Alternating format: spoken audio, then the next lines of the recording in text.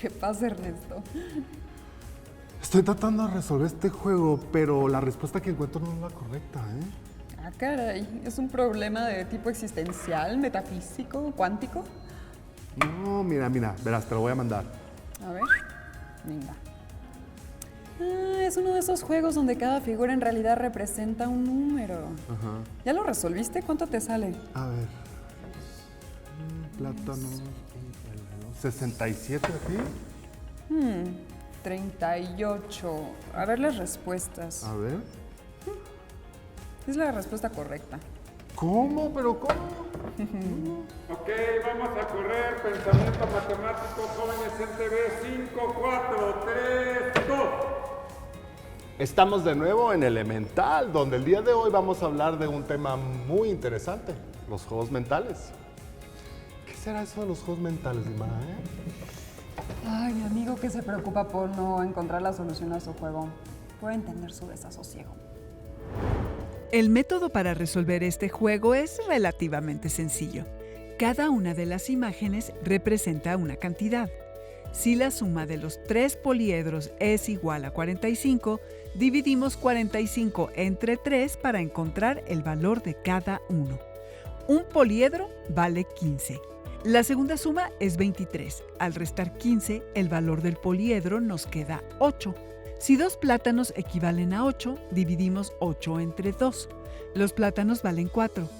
Siguiendo la lógica de la segunda operación, en la tercera basta restarle a 10 el 4 de los plátanos. El resultado es 6.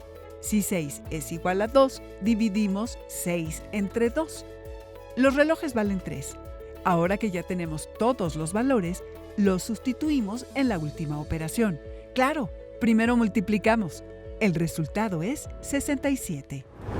Entonces, ¿por qué el resultado de Ernesto es equivocado si su método es el correcto? ¿Será algo en el planteamiento del problema? ¿Ya lo notaron ustedes? Para resolverlo hay que pensar de otra manera, jugar con lo que creemos saber del problema. ¿Y qué es jugar sin encontrar la respuesta a un problema pensando de manera diferente? Quizá pensemos que el juego es solo una actividad para entretenernos o que solo lo practican los niños. Pero el juego también es un factor muy importante para nuestro aprendizaje. Veamos qué nos dice un especialista. Hola, ¿qué tal? Estamos con la doctora Graciela Sánchez Bedoya, quien es doctora en psicología con posgrado en filosofía y doctorado en humanidades. Graciela, ¿cómo está? Muy bien, muchas gracias. Muy contenta de que me hayan invitado a esta sesión. Es un honor para nosotros estar platicando con usted. Mi primera pregunta es, ¿qué es un juego mental? ¿Cómo lo podría describir usted? Pues yo lo describiría como una simulación, como algo parecido a la realidad, algo paralelo a la realidad, que pues a veces, como es un juego, es algo lúdico, nos ayuda a conocer otras cosas, a emprender, a desarrollar ciertas habilidades y sobre todo a disfrutar, porque lo lúdico, el juego, es para disfrutar, para estar disfrutando y contento y algo que nos gusta, que es recreativo para la vida. Así es. Y es bien interesante lo que nos platica, ¿no? De las regiones que tenemos y que se utilizan para entender diferentes tipos de cosas. Con respecto a eso, ¿qué nos podría decir un poco de la capacidad cognitiva del ser humano y cómo se relaciona esta con el juego? Pues la capacidad cognitiva que tenemos los seres humanos es para aprehender con H intermedia, para abrazar, tomar conocimientos y hacerlos nuestros a través del cerebro izquierdo, precisamente, ¿no?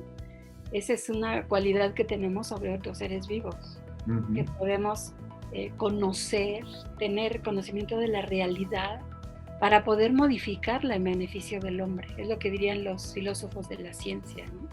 Así es. Y entonces, pues, podemos aplicar esa capacidad cognitiva tanto a conocimientos racionales como a conocimientos emocionales. Y yo creo que lo más importante es tener este equilibrio. No nada más dedicarnos al juego y ya por el juego, sino también irlo acomodando y haciendo una administración científica del aprendizaje, ¿no? De un aprendizaje productivo, de un aprendizaje positivo, para que lo vayamos acumulando en nuestra mente, en nuestro inconsciente, pero no podemos tener todos los conocimientos así a flor de piel. Los vamos administrando, los vamos archivando en el cerebro y cuando los necesitamos, nuestro inconsciente hace uso de ellos, tanto de los conocimientos a nivel cognitivo como a nivel emocional y yo diría también a nivel físico y espiritual. Así es. A mí se me hace bien interesante cuando la gente dice que los niños son los que juegan, ¿no? O que juego lo relacionamos con la niñez, ¿no? ¿Cuándo crees tú, Graciela, que un adulto, por ejemplo, deja de jugar? Nunca. ¿Nunca? Bueno, no debe de dejar de jugar, porque hay unos que se vuelven tan serios, que se vuelven muy estructurados y muy rígidos y no les gusta la parte lúdica. Pero a mí me gusta en especial esta parte, por ejemplo, para la capacitación. Yo soy consultora de empresas y en las empresas también en la asesoría de desarrollo organizacional y de mejoramiento del ambiente organizacional, pues se puede utilizar el juego porque a través del juego otra vez equilibramos los dos cerebros, los dos hemisferios, el derecho y el izquierdo. Y diría mi directora del Centro Ericksoniano, es un concierto de 4 cerebros, ¿no? Los 2 del cliente y los 2 tuyos. Y entonces jugamos con juegos mentales o con juegos de capacitación para que el aprendizaje sea más rápido. Te puedes dedicar 10, 20 horas a dar conferencias sobre temas de cómo desarrollar un equipo, pero si no lo pones a trabajar en simulaciones y en juegos didácticos, pues no aprenden igual. En 2 horas aprenden lo que aprenderían leyendo un libro. Además de que siempre llevamos un niño adentro, ¿no? Y aunque estemos ya en la edad media superior, como es en la que yo me siento, necesitamos seguir sintiendo este ambiente lúdico para disfrutar la vida y para seguir aprendiendo. Hay que tomar todo lo que la vida nos da. Así es. Y es bien interesante lo que platican en sus consultorías y cómo trabajan con sus clientes utilizando el juego, porque es básicamente esto, cómo podemos estructurar el pensamiento de los seres humanos lúdicamente utilizando el juego.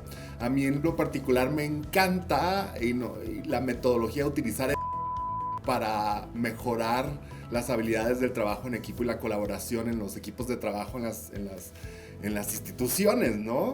Entonces es básicamente esto, cómo podemos utilizar el juego para realmente estructurar el pensamiento de las personas y que sea de una manera diferente, ¿no? Y no nada más el pensamiento, las relaciones humanas. Yo juego con el desde hace 50 años. Serious Play está de moda de unos años para acá, pero yo lo conocí en los 70 y trabajaba yo con clientes serios, ingenieros, científicos de empresas importantes como, por ejemplo, y no sabes cómo se involucran con su niño interno y llegan a integrar equipos de trabajo muy, muy bien compactos y muy productivos. Así es. Graciela, de verdad, qué gusto platicar contigo de todo esto. Se nos acaba el tiempo, pero te agradecemos mucho el espacio y nosotros continuamos en Jóvenes en TV. Sin duda alguna, los mejores juegos son los que retan nuestras capacidades y nos ayudan a aprender algo nuevo. Por ejemplo, ¿no notas algo extraño en las figuras de la última línea? A ver, sí, los poliedros son diferentes a los de la primera línea, ¿no? Claro. Si te fijas, los poliedros valen en función de la cantidad de sus lados o de sus ángulos. Ah, sí, los de la primera línea valen 15, los de la última valen 11. Así es. Ahora que me fijo, Mara, mira, los plátanos también son diferentes. Los de la primera línea que valen 4 tienen 4 plátanos. Y los de la última línea que valen 3 tienen 3. Sí, elemental. Y eso también pasa con los relojes, mira. Valen lo que marcan sus horas, 3 en la primera línea y 2 en la última. Y ahora que tenemos todos los valores, los sustituimos en la última línea. A ver, si sustituimos todos esos valores, la solución definitiva, plátanos, es 38. Así es. Además de aprender a observar mejor, los juegos mentales nos pueden enseñar a encontrar métodos que nos hagan más sencilla la resolución de problemas, ¿no? Oye, ¿qué te parece si hacemos una rifa? Oye, me late, me parece ¿Sí? muy buena idea. Vamos. Podemos hacer la rifa de 100 boletos, cada uno con un valor de 50 pesos. Entonces, 50 boletos por 100 pesos.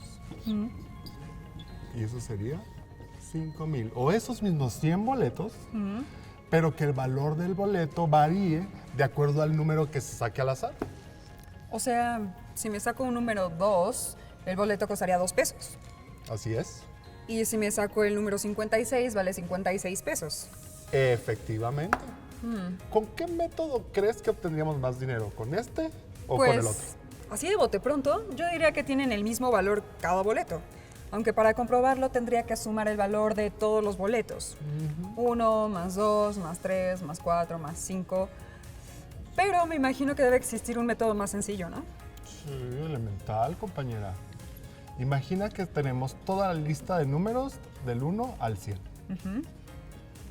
Estos son los 4 primeros y estos son los 5 últimos, ¿no? Ok. Pero, fíjate, si sumamos los extremos, el 1 más el 100, ¿cuánto nos da esto? 101. Si sumamos el 2 y el 99, ¿cuánto nos da esto? 101. Ok. Y también el 3 y el 98.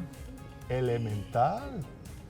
Así podemos sumar los extremos, tucu, tucu, tucu, tucu, tucu, hasta llegar a los del medio, que es el 50 y el 51. ¿Cuánto nos da 50 y 51? 101. Oye, pero ahí no termina el problema. No. Ahora tendríamos que sumar 101 50 veces. Ujú. O podemos multiplicar 101 por 50. Entonces el resultado es 101 por 50 es... 5050. Ujú. Ay, Dinmara, son apenas 50 pesitos más que el otro método. ¿Y quién te los regala? ¿Creías que este método fue concebido por primera vez por un niño de 10 años? ¿Qué? ¿A poco? Sí. Para entretener a sus estudiantes, un maestro de primaria le pidió a su grupo, donde estaba un niño llamado Carl Friedrich Gauss, que sumaran los números del 1 al 100. Él lo resolvió en un abrir y cerrar de ojos, Dinmara. Wow. ¿Quién iba a pensar que Carl Friedrich Gauss iba a ser un matemático famoso? Y es que el juego ocupa un lugar diferente en la vida de los niños. Pero pues eso no quiere decir que esté excluido de nuestras vidas. Al contrario, como lo veremos en nuestra siguiente entrevista. Hola, ¿qué tal? Estamos con el doctor Francisco Javier Olvera Bermúdez, quien es doctor en ciencias con especialidad en matemáticas educativas. Francisco, ¿cómo estás? Muy bien, gracias. Mucho gusto, qué honor tenerte aquí en Jóvenes en TV. Mi primera pregunta es, ¿tenemos nosotros la idea de que las matemáticas son como metodologías muy precisas y que no pueden cambiar? Entonces, ¿cómo es que podemos aprender matemáticas jugando? Mira, yo creo que si bien es cierto, como lo señala, la matemática es una ciencia que tiene métodos muy precisos, también debemos de considerar que la matemática es una actividad humana. En ese sentido, bueno, podemos hablar de la matemática como ciencia, pero también podemos hablar de la matemática que usan las personas, ¿no? Esta matemática que está en la realidad misma, en el cotidiano actual de las personas, y que, bueno, a partir de esta misma actividad que desarrollan las personas es que se va generando, se va nutriendo la ciencia matemática. Y entonces en un momento determinado, pues nosotros tenemos que, los matemáticos usan, vamos a decir, procesos mentales muy específicos como analizar, clasificar, definir, conjeturar, generalizar, demostrar. Y en ese mismo sentido, cuando nosotros entramos a los juegos matemáticos, pues lo que hacemos es despojarnos de los miedos, de los temores que tiene la gente para poder aprender matemáticas, y nos disponemos a jugar. Y en ese juego es que nosotros podemos usar los procesos matemáticos como componentes de esta práctica matemática, analizar, clasificar, definir, en función de los requerimientos propios de los juegos matemáticos. Entonces, desde esta perspectiva, pues claro que la matemática, los juegos matemáticos, pueden hacer que el sujeto aprenda matemáticas. ¿Y cuáles crees tú, Francisco, que son las ventajas de utilizar juegos para aprender matemáticas? Yo creo que una de las que te señalaba ya ahorita hace un momento, ¿no? El cambio de la intención de aprender por la de jugar. Esa, vamos, de entrada, hace que el sujeto se despoje de todos sus temores y se relaje, y entonces facilita el hacer uso de nuestros conocimientos. Y yo creo que en este uso que hacemos de los conocimientos de las matemáticas es que podemos ir siendo cada vez más eficientes en su uso, ¿no? Así es. Me parece que en ese sentido, pues, podría ser benéfico para nosotros de poder jugar matemáticas, jugar juegos matemáticos. ¿Cuáles son los juegos de matemáticas clásicos para aprender matemáticas que tú nos podrías mencionar? Mira, yo creo que tenemos como que entre los clásicos los acertijos, ¿no? Esos que te permiten de alguna manera concentrarte, analizar la información que tienes, identificar elementos muy específicos que te permiten encontrar la respuesta para, ¿no? Hay acertijos como, déjame checo, como el del que está en una habitación encerrado, que tiene dos puertas vigiladas por dos centinelas. Uno dice, una puerta te lleva a la libertad, la otra te lleva a la muerte, y solo puedes elegir una puerta. Y tienes nada más que hacer una pregunta a uno de los centinelas, nada más que dice: el problema que está es que uno de ellos siempre dice la verdad y el otro siempre miente, ¿no? Entonces, ¿qué pregunta harías para salvar tu vida?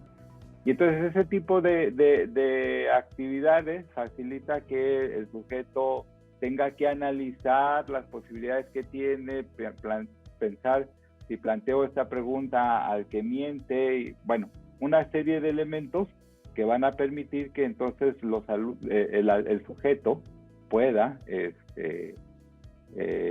tomar decisiones, y que de alguna manera, volvemos a decir, vas haciendo uso de estos procesos que señalábamos al inicio. Tenemos las sucesiones geométricas, las sucesiones numéricas, que también, claro, sí, yo de repente me enfrasco en querer ver cuál es el número que sigue, ¿no? Ajá. Y que tienes que ir viendo o usando una serie de procedimientos entre buscar las diferencias entre un número y el que sigue, o ver si este es producto de aquel. O sea, son una serie de elementos que logran que concentres tu atención en las relaciones que se van identificando, que logras identificar en el planteamiento, y a partir de ello ir entonces encontrando la posible solución, porque a veces de repente la solución que encontramos tiene lógica para nosotros, pero no era lo que se esperaba, ¿no? Pero bueno, igual no pasa nada. Al final de cuentas, sigues teniendo el beneficio de haber desarrollado estas habilidades, ¿no? Luego tenemos también el sudoku, ¿no? Que también, aunque se centra más en el aspecto del número, ¿no? Las sucesiones, podemos también hablar de sucesiones geométricas, y en el caso de los sudokus nos centramos más en la parte que correspondería al uso del número, ¿no? Y bueno, no sé, si quieres podemos hablar de los rompecabezas. No, y luego uno que, digo, a nosotros los adultos jóvenes nos tocó en algún momento con el buscaminas, ¿no? Andar buscando minas y utilizar los números para ir identificando las minas y que no te explotaran por ahí. Son todos estos juegos acertijos, como tú dices, ¿no? Juegos que utilizan las matemáticas para divertirnos, pero para ayudarnos a aprender. Sobre todo utilizar la lógica, las series, las sucesiones, ¿no? El sudoku, por ejemplo, el sudoku como los renglones, las columnas, el orden de los números. Entonces todo eso es muy, muy interesante. Sí, ahorita que lo mencionas, por ejemplo, cuando dices del buscaminas, bueno, también en la red tenemos infinidad de juegos. Yo puedo decir, yo creo que de acuerdo con las regiones podemos hablar de las tendencias en un tipo de juego u otro, ¿no? Pero vamos a decir ahorita en este momento, con esta posibilidad que tenemos en el uso de las redes y de las tecnologías, pues claro, ahí puedes encontrar un montón de interactivos que pueden facilitarnos en el sentido de juego, ¿no? Que pueden facilitarnos el aprender las matemáticas. Sí, es muchas apps que han desarrollado para que los niños aprendan las tablas de multiplicar y que complementan el material que los chavos utilizan en la escuela para ir construyendo más conocimientos. Eso es interesantísimo, ¿no? Claro. Y luego, bueno, también tienes por otra parte los juegos de mesa, ¿no? Que podríamos hablar, por ejemplo, del ajedrez. Un juego muy interesante que requiere un alto grado de concentración y que facilita sobre todo en el sujeto cuando aprende a jugar, a desarrollar estrategias, ¿no? Y tengo que ir viendo cuáles son las posibilidades de movimiento que tengo y cuáles son las posibilidades de movimiento que genero en el otro. Y entonces todo ese tipo de acciones va fortaleciendo el desarrollo del pensamiento matemático. Así es, Francisco, se nos acaba el tiempo. En una frase, en 140 caracteres, en un tweet, ¿cómo juega un matemático? Como un niño. Como un niño. Francisco, muchas gracias. Al menos esa es mi actitud cuando juego. Exactamente, así debe de ser la de todos. Muchas gracias por tu tiempo, un honor tenerte aquí y nosotros continuamos en Jóvenes en TV. Cuando nos enfrentamos a un problema, la solución es obvia, pero poco práctica. Encontrar un método más sencillo, pues es parte del juego, ¿no? ¿Crees que puedas encontrar la solución al siguiente juego? Pues vamos a ver. Con cerillos construimos escaleras de 1, 2 y 3 escalones. ¿Cuántos cerillos hacen falta para construir las escaleras de 4 y 5 escalones? Para responder a la pregunta, lo que hacen muchas personas es dibujar las escaleras de 4 y 5 escalones y contar los cerillos correspondientes. Otras personas son capaces de haber identificado el patrón de creación de la serie de escaleras y escribir la respuesta inmediatamente. Pero, ¿qué pasaría si buscamos cuántos cerillos formarían una escalera de 100 escalones? La solución de dibujar la escalera de 100 escalones y contar los cerillos es muy poco práctica, amiga. Debemos encontrar el patrón que rige la construcción de cada piso. Podemos, por ejemplo, elaborar una tabla de valores para ayudarnos a visualizar la relación entre el número de peldaños y el número de cerillos que lo forman. Elemental. ¿Qué podemos identificar en esta tabla? Pues primero, que el número de escaleras corresponde con el número de cerillos. Entre más peldaños, más cerillos. Segundo, el número de cerillos en una escalera se obtiene sumando 3 al número precedente, comenzando con el 5. Con este patrón ya podemos conocer el número de cerillos en un piso, pero aunque ya no tenemos que hacer el dibujo, comparte con este método la dificultad de saber cuántos escalones tiene la escalera 100. Claro, para llegar a ese número tuvimos que haber escrito el valor de cada piso, uno por uno hasta llegar hasta la escalera 100. Lo que necesitamos es saltar directamente a la escalera de 100 escalones. La cuestión no es averiguar la relación de los números que aparecen en las columnas de la tabla, sino la relación que hay entre los pares de los números de las filas, es decir, saber por qué el número se transforma en el 5, el 2 en el 8, el 3 en el 11 y así sucesivamente. Aunque hay muchas personas que pueden analizar los números, la mayoría vuelve a estudiar las escaleras ya dibujadas. ¿Puedes encontrar una relación? Pues si analizamos los dibujos, podemos ver que el primer piso está hecho de 2 cerillos. Por lo tanto, si ADN es la expresión general del número de cerillos, donde N es el número de escalones necesarios para construir una escalera, entonces ADN es igual a 2 más N más 2N. Otra solución es contar el número de pisos que tiene la escalera y multiplicarla por 2. Y sumar el cerillo horizontal, que es igual al número de pisos de la escalera. Tenemos así la fórmula B de N es igual a 2 por N más 1 más N. Pero también creo que existe otra solución. Esta consiste en agrupar el primer piso hecho con 2 cerillos y los siguientes con 3. Esta solución la podemos expresar con la función C de N es igual a 2 más 3N. Estas 3 soluciones son equivalentes. Un hecho demostrado no solo por la descomposición visual de la escalera en módulos, también por el cálculo algebraico. Ahora ya sabemos que para construir la 100ª escalera se necesitarán 302 cerillos.